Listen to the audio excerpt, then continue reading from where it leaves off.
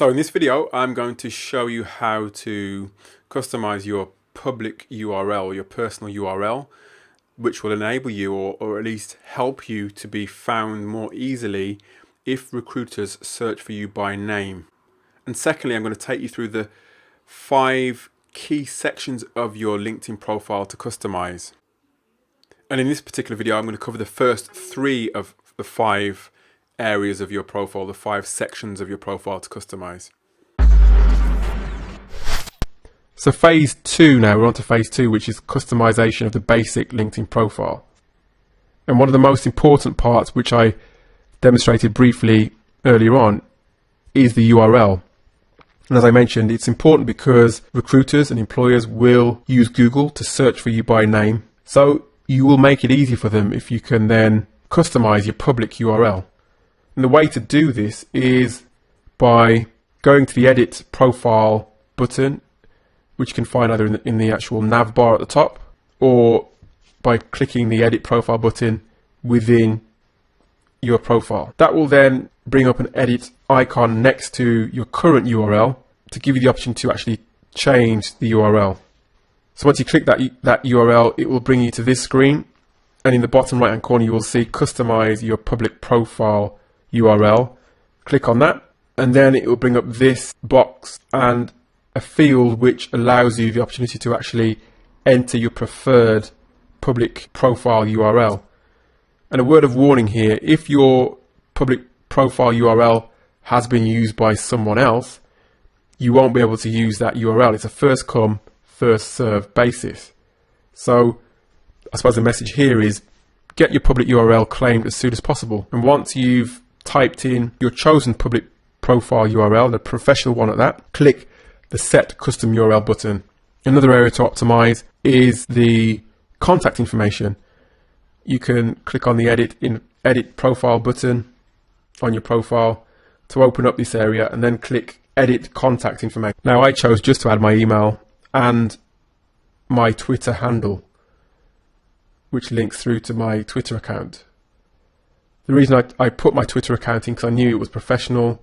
I knew it didn't have any obscene photos or any rude language attached to it, so I knew it was something that I could safely add to my profile. And as I said, I added my professional email address as well to my profile, so that people could contact me, so that recruiters could contact me by email. There are 5 areas to review and customize in your LinkedIn profile. There's certainly no silver bullet for success, and how easily you are found on LinkedIn really depends on how visually appealing your profile is. It depends on the density of relevant keywords and how active you are and how active your profile is within the LinkedIn community. Don't just dive straight in when it comes to optimizing your profile. First of all, you need to research specific keywords and research what's happening within your niche. Focus on technical and hard skills as opposed to the soft skills. Use niche job boards and recruiter and employer websites to actually source the keywords that you could then append and attach to your profile, obviously if they apply to your skill set. Use a little common sense as well to figure out potential keywords, and jobs written by recruiters posted on LinkedIn is another great source of keywords. Perform your own searches on LinkedIn, so look for people who have a similar skill set to you or a very similar job title to you, and look at high ranking people that come up in your search list. Review their profiles to see what keywords that they're using, and if those keywords or if any keywords on their profile apply to you, then use them in a similar way to how they've used them. And as I mentioned before, it's important to pay attention to the auto-suggest lists and the keywords that they bring up, because LinkedIn presents those auto-suggest lists for a reason. They're usually popular search terms within the LinkedIn profile. So let's move back on to the 5 key areas and the 5 labels to review and customize. So the first key area anyway, is the professional headline. And you can see this just beneath my name here. And by the time I got to this stage, I had a list of keywords to enable me to revisit the key areas of my profile. And it so happened that the profile headline was the first area that I revisited and optimized. It's quite a prominent position on your profile, as you can see, and it's much like a newspaper byline. In order to edit this section and edit the other sections that I'm going to mention in this this segment of the presentation, you'll need to be in edit mode. You can do this by, let me just show you, just by clicking. Let's just go back to my profile. If you click here, edit profile, that will take you into edit mode. You'll notice things like these blue pens here, these pen icons, which if you click on them, it will allow you to access each element and edit it in turn.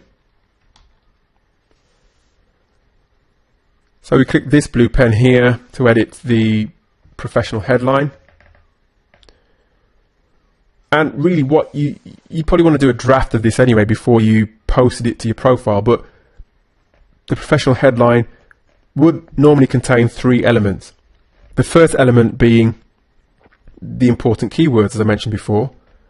Second element being it describes your expertise and who you are. And the third element being positivity, confidence, and professionalism, and essentially drawing the reader in to want to read the rest of your profile. Other than your name, your professional headline is one of the first things an employer will read before they even open your main profile. So it's crucial that you get it right to encourage them to want to even open your profile. Let me show you what I mean here. So if I go here and I type in SEO, for example, you'll see a list of, and in fact, let me just select from this people only, so it segments it just to people only instead of jobs as well. It will bring up a list of people, and this is the headline just here beneath each person's name, and this has to be appealing to make people want to open up the main profile. So the next area of your profile where it's important to add keywords, in the summary section. It's an area that LinkedIn's algorithms will search and try to detect keywords that are relevant to the profile. Now the summary section appears, let's just go back to my profile again, appears just beneath my picture in the background section. So here it is, and it's similar in some ways to the profile section of a CV in that it's there to encourage readers to want to view the rest of your profile and immediately see your most relevant experience. On the other hand, the summary paragraph can be much longer than a CV profile and can outline significant technical skill and outstanding achievements within your niche, but really it shouldn't, although it's similar in those respects, it shouldn't actually read like a CV profile. In fact, it would have 4 core elements. The first element being, it says who you are. Secondly, what you do or what you've done. Thirdly, it would express any achievements or end results of what you've done. And finally, it would provide a call to action. So for example, if you need recruitment expertise, contact me today. Or if you need recruitment expertise within financial services, contact me today using my email below. So a call to action in that sense. Now the beauty of this section is that you can retrieve and write about things retrospectively to highlight aspects of previous jobs. On the other hand, the LinkedIn summary, as I mentioned to you before, shouldn't read like a CV. You can even write in the first person in this section, but use the 4 core elements that I just described to construct your summary. And the trick really is to engage the reader with the right words whilst optimizing the summary so that it gets found and listed in recruiter and employer searches.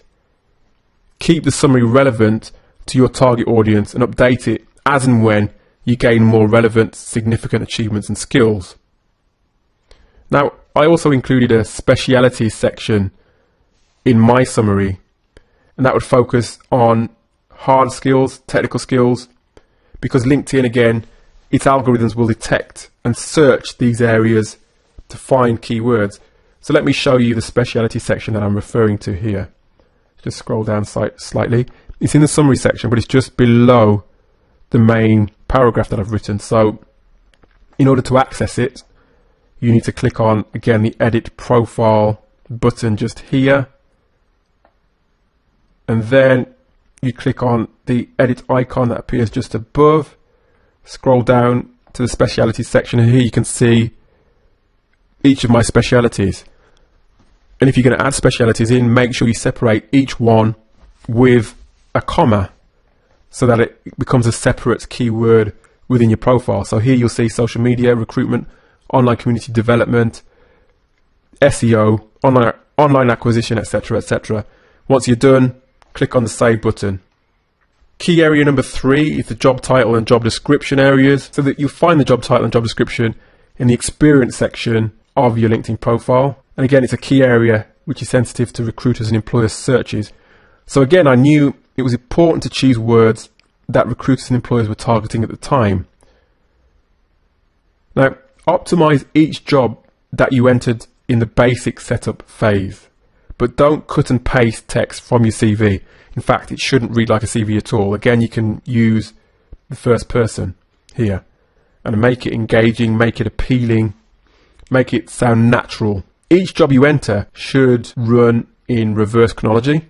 It should contain jobs which are back to back, but it's not necessary to put every job that you did in the past. Focus your efforts on optimizing the job description area beneath the job title with a short, sharp paragraph that is focused on significant achievements in your career. My previous roles focused on SEO, and luckily that particular keyword is also part of my job title. But in order to punctuate this, I added keywords like SEO and search engine optimization systematically in the job description, which improved my chances of being found. And you can see here several instances of the keyword SEO within my job title and job description. So I hope you enjoyed that video. In the next video, I will continue talking about the 5 crucial sections, areas of your profile to review and customize, and I'll conclude with the final 2 parts to customize.